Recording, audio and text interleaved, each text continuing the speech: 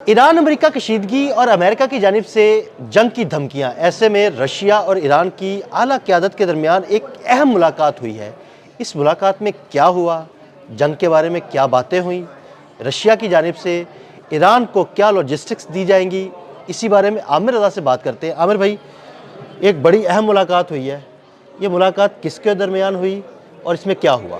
देखिए, सबसे पहली बात तो ये है कि इस वक्त वाकई जंग की सूरत हाल है, और अगर ईरान को किसी जानिब से ठंडी हवा आती है तो वो ये रशिया है, जहाँ से ठंडी हवा उसको मिल सकती है, यानी उसको प्रोटेक्शन मिल सकती है। या यूरोप और अमेरिका का जो इत्तेहाद है इस वक्त ईरान के ख़िलाफ़ बन रहा है, क्योंकि इसमें फ़्रांस और जर्मनी भी शामिल हो गया अमेरिका के साथ।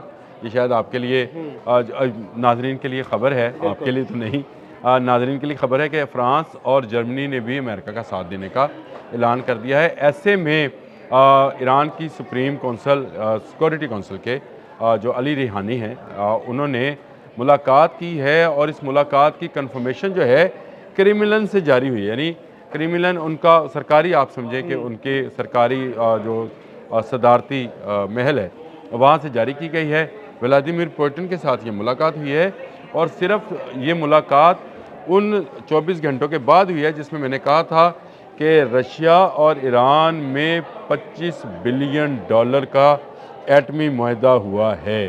ज़बरदस्त।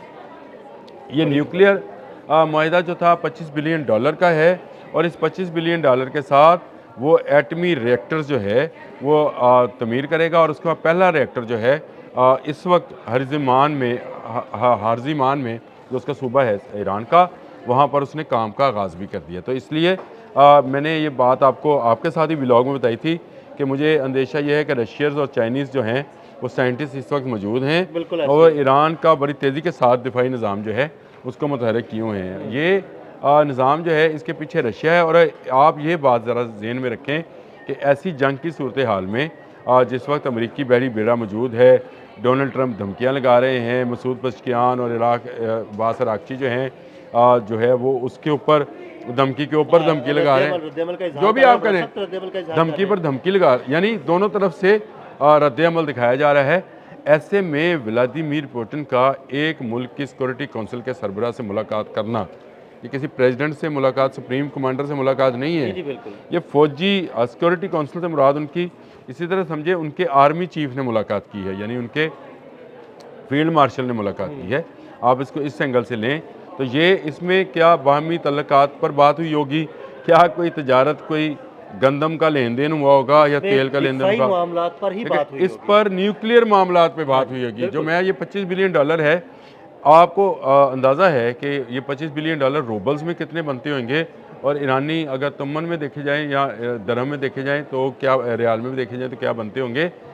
$25 बिलियन रशिया के लिए बहुत बड़ी, समझे कि उसके लिए उसकी मईशत के लिए बड़ी ज़रूरी है, क्योंकि वो एक जंग लड़ रहा है, ऑलरेडी वो इस एक जंग में इन्वॉल्व है, लेकिन इस जंग में अब रशिया आ गया है। इस एक मुलाकात में, इस एक सतर की ख़बर ने पूरी दुनिया को इस वक्त हिला के रखा हुआ है। ईरान रशिया इत्तेहाद जो है ये सामने आएगा, और मैं आपको बताऊं कल से जो मशक़ें शुरू होने जा रही हैं आपने हरमज़ में, जी बिल्कुल, इसमें भी आपको रशियन टेक्नोलॉजी देखने को मिलेगी। आपको याद है हमने एक नाइट हंटर के नाम से किया था, जी बिल्कुल, व्लॉग किया था, और उसमें हमने कहा था कि 6 हेलीकॉप्टर्स जो हैं वो आए हैं, और ये पहली टुकड़ी थी। मैंने आपको बताया था ये 50 से ज़्यादा हेलीकॉप्टर्स आने हैं, और ये जो हैं हेलीकॉप्टर्स ये रात के वक्त में ऐसे सेंसर्स रखते हैं जो अपाची से भी बेहतर है। वो कि अब अपाची देने का सऊदी अरब को भी फैसला किया है अमेरिका ने, $9 अरब के एवज़ अपाची और कुछ और एहतियात जो हैं पेट्रियट मिसाइल जो हैं वो दे रहा है सऊदी अरब को। लेकिन ईरान जो है मुसलसल रशियन टेक्नोलॉजी जो है ना सिर्फ उसको ले रहा है बल्कि उसको बेहतर से बेहतर बना रहा है। और आपको ये 2 रोज़ा मशक़ें जो कल से जिनका आगाज़ होगा, इसमें भी आपको नज़र आएगा कि रशिया खुलकर सामने आया है। ये एक मुलाकात और ये 2 सतर की 3 सतर की ख़बर जो जारी की गई कि ये मुलाकात हुई, और उसमें मशरिक़ वस्ता की मौजूदा सूरत हाल पर तबादला ख्याल किया गया। आमिर भाई, रशिया खुलकर सामने आ गया। अगर रशिया के लोग इस वक्त ईरान में मौजूद हैं या चाइना के लोग ईरान में मौजूद हैं, तो अमेरिका के लिए क्या पैगाम है, और क्या उनकी मौजूदगी में अमेरिका ईरान पर हमला कर सकता है? कर सकता है जी। اگر آپ نے مجھ سے سوال کیا ہے تو اس کا جواب یہ کر سکتا ہے. لیکن اگر کر سکتا ہے تو اس کا مطلب ہے کہ سیدھی دشمنی چائنا اور رشیا سے بھی شروع ہو دیکھیں امریکہ اس وقت ایک بڑی ایٹمی جنگ کو ہوا دے رہا ہے. یہ سمجھنا چاہیے وینزویلا میں بھی تو چائنیز اور رشینس جو تھے وہ کام کر رہی تھی, کمپنیز کام کر رہی تھی, تو چائنیز اور رشین موجود تھے, تو اس کے جواب میں اس نے کیا. اب رات اس نے یہ کہا ڈونلڈ ٹرمپ نے کہ وینزویلا سے بڑا بحری بیڑا جو ہے یا فلوٹیلا کہتے ہیں مختلف کشتیوں کے کمبینیشن کو. فلوٹیلا سے مطلب لوگ کو سمجھانا بھی ضروری ہے کہ سمندر میں تیرتے ہوئے مختلف انواع اقسام کی کشتیوں کے گروپ کو فلوٹیلا کہتے ہیں. قافلہ یا ایک بڑا گروپ ہوتا ہے, اس کو فلوٹیلا کہتے ہیں. تو اس نے اس کا ذکر کیا فلوٹیلا کا. تو اس کا مطلب یہ ہے کہ ڈونلڈ ٹرمپ کچھ ایسی آپشنز پر سوچ رہا ہے, اور یہ جنگ جو ہے یہ آگے نکل کر جائے گی. یہ کہنا کہ ایران میں کیونکہ رشین سائنٹسٹ ہیں یا چائنیز سائنٹسٹ ہیں تو وہ حملہ نہیں کرے گا, حملہ کس طرح سے کرے گا ہمیں سوچنا یہ چاہیے. یعنی ہمیں اس پر کام کرنا چاہیے کہ اس وقت ڈونلڈ ٹرمپ کیا سوچ رہا ہے. یعنی ایرانیوں کو یہ بات جو ہے وہ باور ہونی چاہیے کہ وہ کس طرف سے حملہ کر سکتا ہے. اور میرا خیال ہے سمندر سے ہی زیادہ امکان ہے, جو کہ ایران نے ہرمز میں جو ہے اپنی 2 روزہ مشقوں کا آغاز کر دیا ہے. تو میں یہ سمجھتا ہوں کہ ایران کو اگر یہ رشین ایڈ جو کہ صرف ابھی 2 سطر کی خبر باہر آئی ہے, تو میں آپ کو بتا رہا ہوں کہ ملاقات ہوئی ہے. آپ اس کی جو ڈیٹیلز ہوئیں گی, اور $25 بلین کا میں آپ کو صرف 2 دن پہلے یعنی 24 گھنٹے پہلے بتایا تھا میں نے آپ کو کہ یہ جو ہے $25 بلین جو ہے یہ معاہدہ جو ہے یہ ایٹمی ریئیکٹرز کا معاہدہ ہے. اور ایٹمی ریئیکٹر سے مراد یہ ہے کہ اس سے بجلی بنائی جائے گی.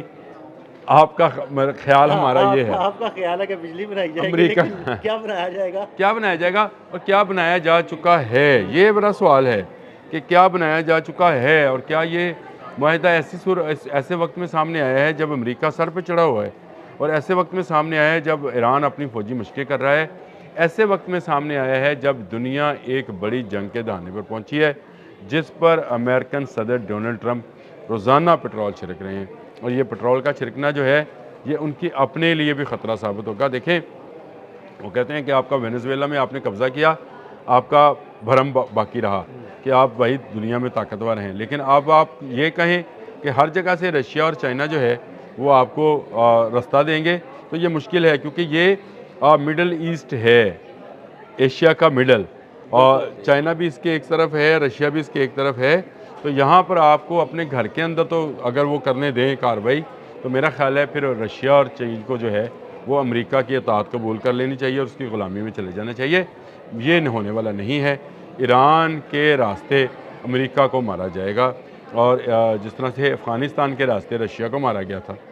یہ میرا خیال ہے. عامر بھائی مجھے یہ لگتا ہے کہ یہ اب امریکہ کو پھنسانے کی پوری چال ہے جو رشیا اور چائنا مل کر تیار کر رہے ہیں. وہ خود پھنس رہا ہے, وہ آہستہ آہستہ دھنستا چلا جائے گا اس ریت میں جو کہ مڈل ایسٹ میں موجود ہے. اس کی بنیادی وجہ یہ ہے کہ آپ اگر ایک کے بعد ایک ممالک پر اس طرح سے فوجی نوعیت کا قبضہ کر لیجیے. کہ باقی قبضے جو آپ کے ہیں وہ تجارتی پیمانے پہ ہیں, کسی سے تیل لینا دینا, کسی کو اسلحہ دینا لینا, یہ اور چیز ہے. لیکن اگر آپ فوجی طاقت کا استعمال کرنا چاہیں گے تو پھر آپ یاد رکھیں کہ جانا تو آپ کو عراق سے بھی پڑا تھا اور جانا آپ کو افغانستان سے بھی پڑا تھا. تو یہ جانا جو ہے آپ کا ٹھہرا ہوا ہے.